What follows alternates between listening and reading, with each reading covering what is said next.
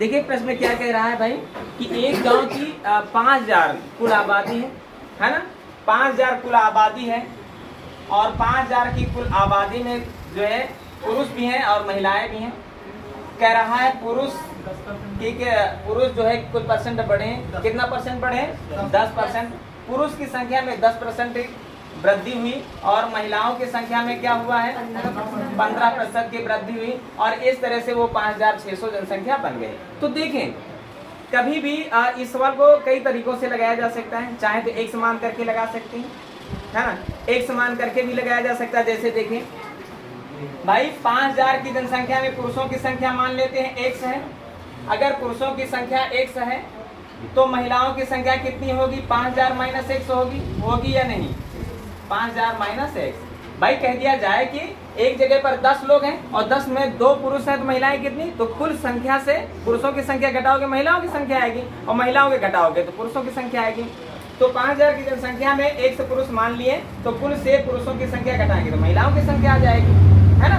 सवाल को ऐसे भी लगाया जा सकता है। सवाल ने कहा कि पुरुषों की संख्या में 10% की वृद्धि होती है, माने x में 10% वृद्धि का मतलब है 110% माने बटा 100 और यहाँ पर 15% की वृद्धि हो रही है। वृद्धि हो रही है कि कमी हो रही है?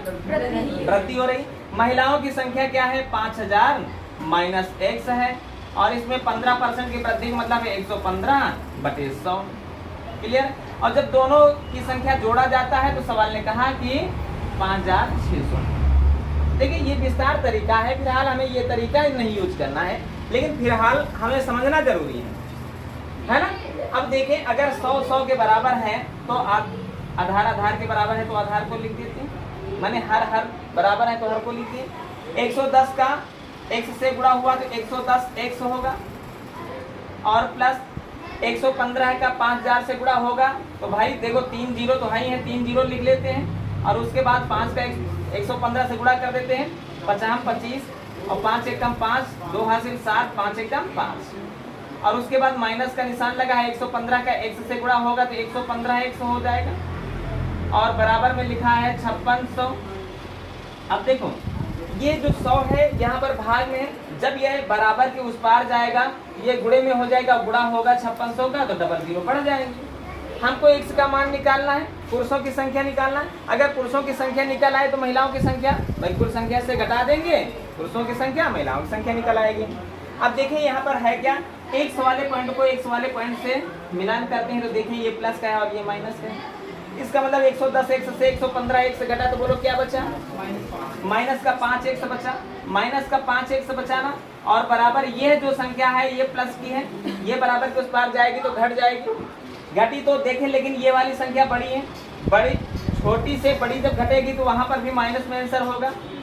3 जीरो है यहाँ पर, 3 जीरो यहाँ है, 3 जीरो से 3 जीरो घटेंगे तो 3 जीरो बचेंगे। क्लियर है। यहाँ पर 5 लिखा है, यहाँ पर 0 लिखा है, 5 से 0 घटेगा तो 5 हो जाएगा। यहाँ पर 7 लिखा है, यहाँ पर 6 लिखा है तो घटेगा तो 1 बचेगा और 5 से 5 घटा तो कुछ नहीं। ये माइनस है, माइनस से माइनस कट गया।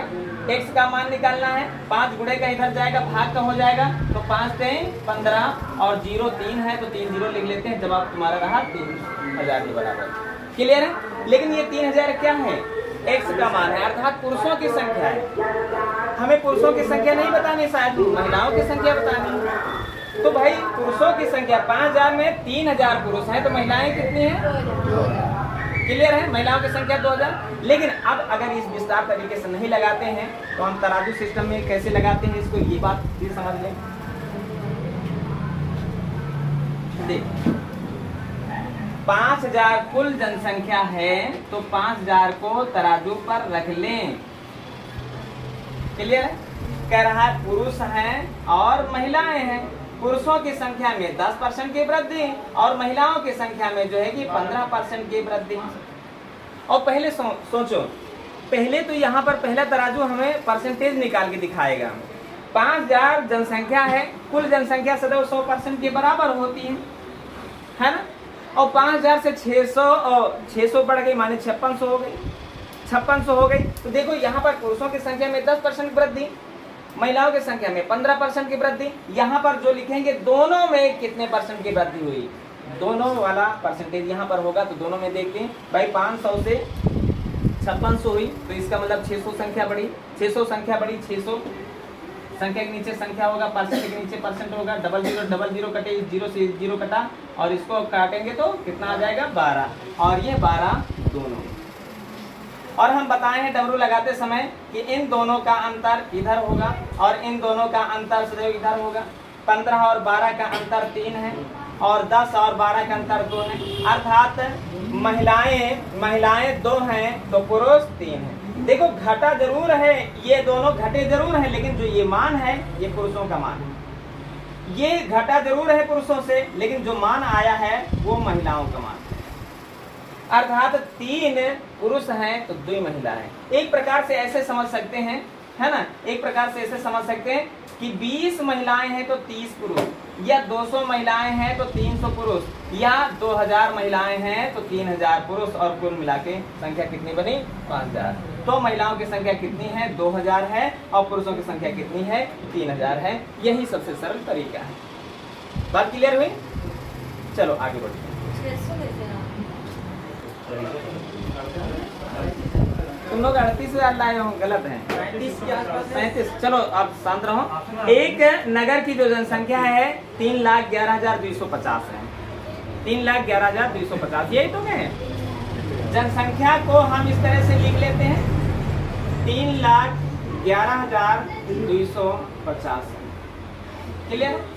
और इनमें पुरुष और महिलाओं का जो अनुपात है वो 43:40 है ना। पुरुष और महिलाओं का जो अनुपात है वो 43:40 है। कहने का मतलब है 43 पुरुष हैं तो 40 महिलाएं। तो पहले तो महिला और पुरुष अलग अलग संख्या निकाली, लेकिन फिलहाल यह जो संख्या है ये महिला पुरुष कुल दोनों की संख्या है, तो दोनों के सामने दोनों को जोड़ के रख देते हैं 93। कोई दिक्कत? 83, हाँ 83 होगा, 83 होगा, 83 होगा, है ना।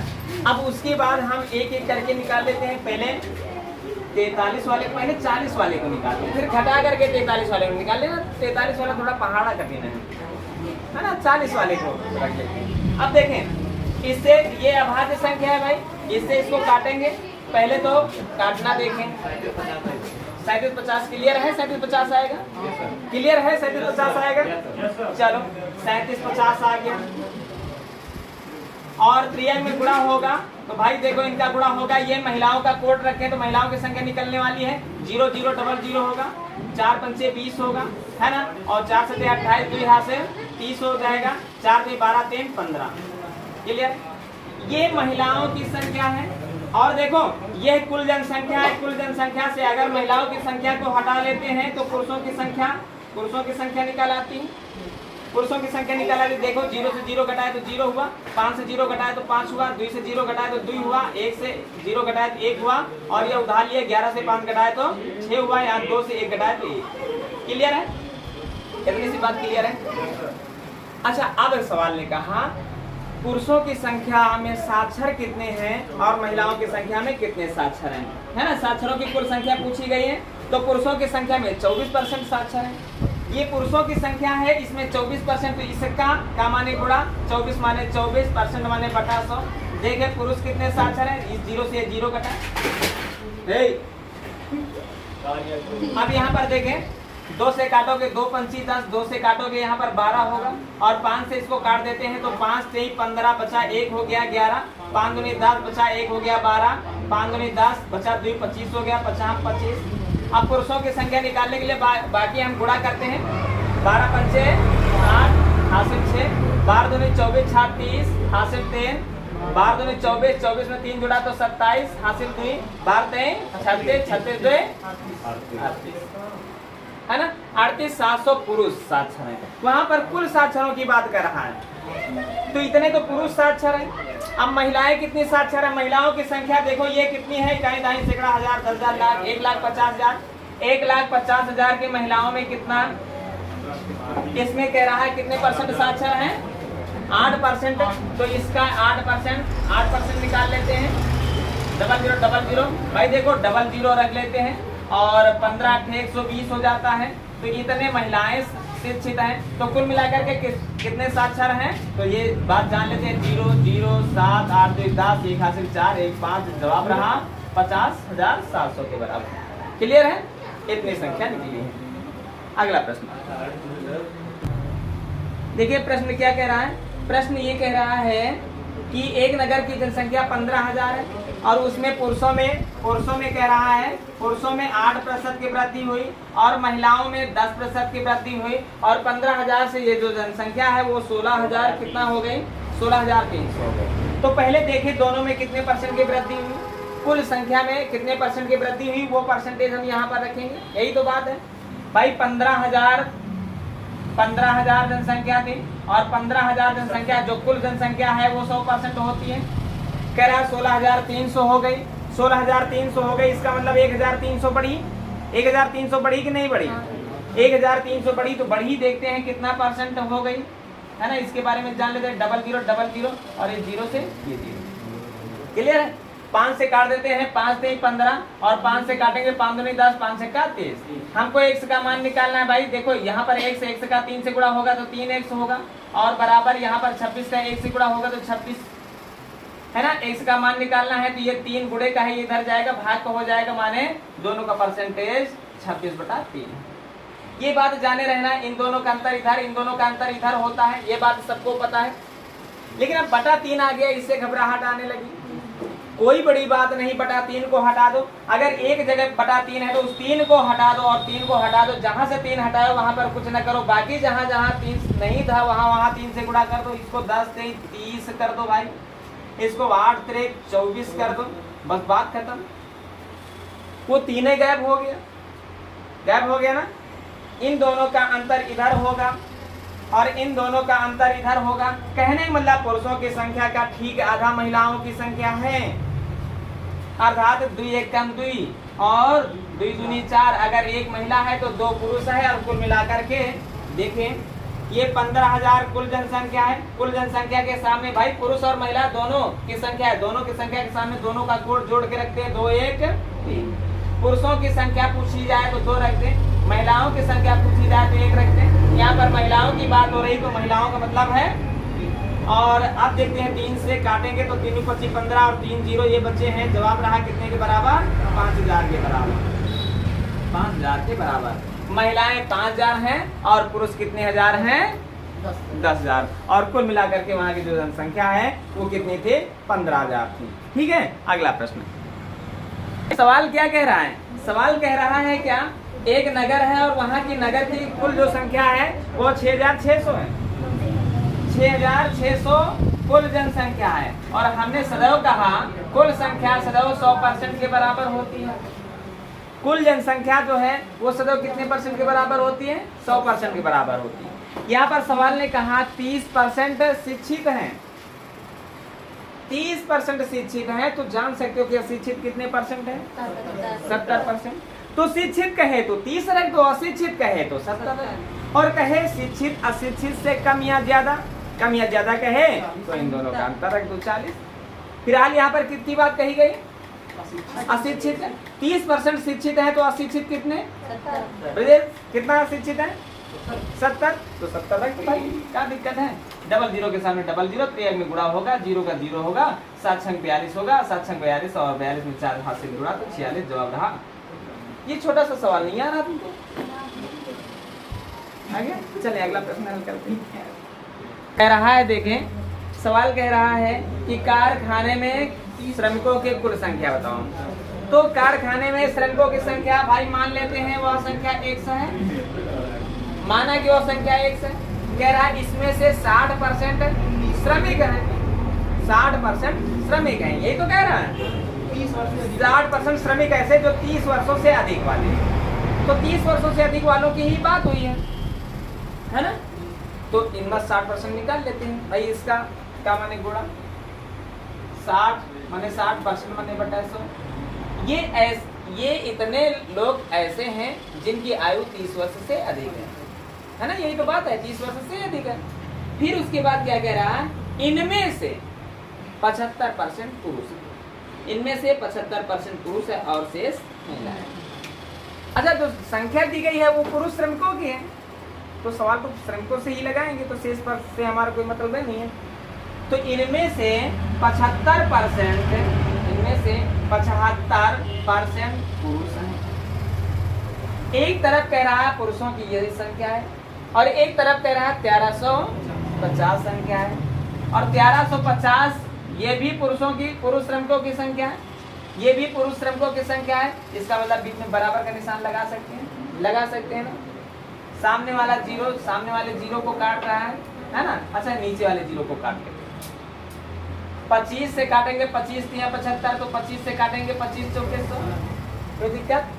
6 से काट देते हैं, 6 दूनी 12, 6 दूनी 12 बचा क्या 1, 6 दूनी 12 बचा क्या 3, 30 हो गया, 6 पंचे 30। अब सामने वाली संख्या फिर काटते हैं, 3 से 21 बचा क्या 15, 3 25 15।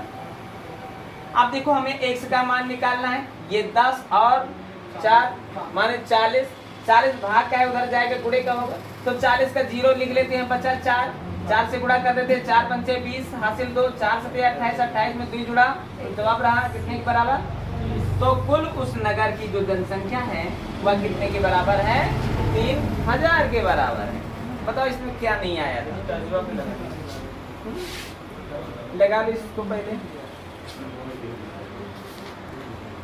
देखिए प्रश्न क्या कह रहा है, एक आदमी के दैनिक उत्पादन का, एक आदमी का मतलब पहले आदमी के दैनिक उत्पादन का माने गुणा 33 सही 1/3%। 33 सही 1/3% का मतलब जानते हो 1/3 क्यों? 33 सही 1/3 का मतलब है 100/3, परसेंट बने बटा 100, 100 से 100 कट जाएगा, बटा 3 बचेगा। कहने का मतलब है इसका 100/3% माने बटा 100। दूसरे आदमी के माने गुणा 50% माने बटा 100 के बराबर है। यही तो कहा, कहने का मतलब है यहाँ पर 100 से 100 कटा, 50 से 100 कटा तो 2 बचा।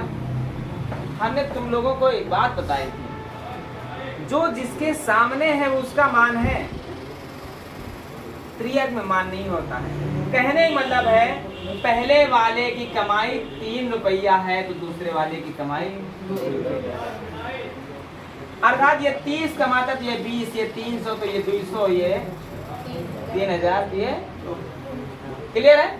अब देखो तराजू पर तौलना क्या है, तराजू पर कह रहा है सवाल कि 1500 पेज बनाता है कौन, 1500 पेज बनाता है दूसरा, 1500 पेज बनाता है दूसरा, बनाता है तो इसके सामने दूसरे का कोड रखो, पहला बनाए तो पहले का कोड रखो, तो दूसरा बना रहा है तो दूसरे का कोड 2 रख दे। पहले की पूछ रहा है अगर कुल पेचों की बात करे तो कुल माने 3 2 5 रखेंगे, पहले की बात करें तो 3 रखेंगे। फिलहाल पहले वाले की बात कर रहा है, 2 से काटोगे तो 750 आएगा, और त्रियक में गुणा करोगे तो 3 0 0, 3 25 15 हासिल 1, 3 से 21 1 हासिल 22, जवाब रहा 22 50 के बराबर। बात क्लियर हुई, 22 50 के बराबर है ना। ये रहा तुम्हारा तराजू सिस्टम। लगाएं अगला प्रश्न, चलो जो भी कह रहा है नेहा का वजन टीना के वजन का। भाई ये नेहा है और ये टीना है। कह रहा है नेहा का वजन टीना के वजन का, जिसे का मानते हैं उसे 100, इसका कितना परसेंट है 140%। चाहो तो इनको काट भी सकते हो, काटा बाद में जाएगा, देखा जाएगा। फिर कह रहा मीना का वजन लीना के वजन का 90% है ना। एक मीना है और दूसरा लीना है ना। मीना का वजन लीना के वजन का 90%, लीना के वजन का 90% है ना। भाई एक तो ये हुआ, फिर दूसरा क्या कह रहा है, लीना का वजन टीना के वजन का दुगुना है। आप सुनो यहीं पर पहले पॉइंट को समझो। ये 4 लोग हैं। नेहा टीना के वजन का 140% है ना। नहीं 140% है, 140% अधिक है, ये बात नहीं कही, 140% है। देखो कभी कहें कोई किसी का 10% है तो केवल 10 लिखो, कोई किसी का 10% अधिक है तो 100 में 10 जोड़ के रखो, कोई किसी से 10% कम है तो 100 में 10 घटा के रखो, कम कहे तो 100 में घटा के, ज्यादा कहे 100 में जोड़ के, लेकिन न कम कहे न ज्यादा कहे तो वही। जैसे नेहा टीना के वजन का 140% है तो 140 रखोगे, 140% अधिक है तो 240 रखोगे, है ना? बात को समझ रहे हो ना? अब नेहा और टीना से जुड़ा हुआ कोई पॉइंट पढ़े। कह रहा लीना टीना से दोगुना है, ये तो कह रहा है लीना का वजन टीना के वजन का दोगुना है। लीना का जो वजन है टीना के वजन का दोगुना है, माने 200। अब यहाँ पर मीना और लीना की जब बात हुई तो मीना ने कहा मीना का वजन लीना के वजन का 90% है, तो 200 का 90% 180।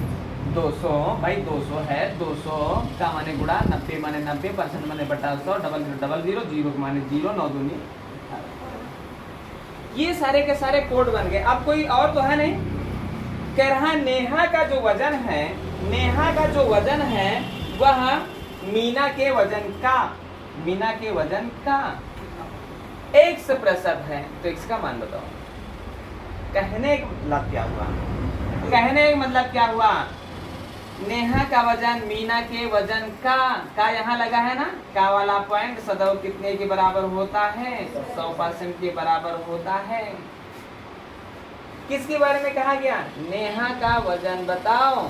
और नहीं तो तुम लोग ऐसे भी कर सकते हो, चलो इसको भी देख लेते हैं, और कुछ लोग ऐसे भी कर सकते हैं, है ना? इसको भी, और नहीं तो ऐसे कह रहा है नेहा का वजन माने 140, है ना? मीना के वजन माने 180, का माने गुणा x माने x, परसेंट माने बटा 100। देखो हमने कहा, देखो त्रियाग में गुणा होता है 140 का, 100 से गुणा होगा। देखो ये 100 भाग में है, इधर आएगा गुणा होगा ना। सामने वाली संख्या से भाग होता है ना, देखो ये गुणे में है, इधर आएगा भाग में। चाहे समीकरण बनाओ चाहे ऐसे तराजू पर लगाओ तो बात बराबर है। 0 से 0 कटा, 2 9 18, तो 2 7 14। हमको x का मान निकालना है, या क्वेश्चन मार्क्स है, क्वेश्चन मार्क्स का 9 से गुणा होगा तो 9, और x बराबर 7 का 100 से गुणा होगा तो 700, है ना? और तुम कितना लाए थे? अच्छा हाँ 2800 कर दिए थे ना। ये x का मान है, x का मान निकालना है, 9 गुणे में इधर आएगा, भाग में हो जाएगा, तो 700 बटा 9। और चाहो तो ऐसे, अगर ऑप्शन में है तो है, और नहीं तो फिर 9 का पहाड़ा 70 से ज्यादा 9 से 63, बचा क्या 7, 70 हो गया, 9 से 63, बचा क्या 7, है ना? और 9 से भाग कर रहे हैं, जवाब 77 सही 7 बटा 9% के बराबर होगा। बोलो यहाँ पर कोई है ऐसा पॉइंट जो बताने वाला है? दोबारा से बोलो, जो ना समझ में आया हो तुरंत बोल सकते हो। जहाँ पे देखो नेहा टीना का 140% है, लिख दिया। फिर एक जगह पे कह रहा है टीना के वजन का वजन है, तो वजन या कुछ है, टीना के वजन का दुगना है लीना, माने 200। इसका 90% है, इसका 90%, और अब इस तरह से निकाल देते हैं। ठीक है, हटाते हैं इस सवाल को। अगला प्रश्न।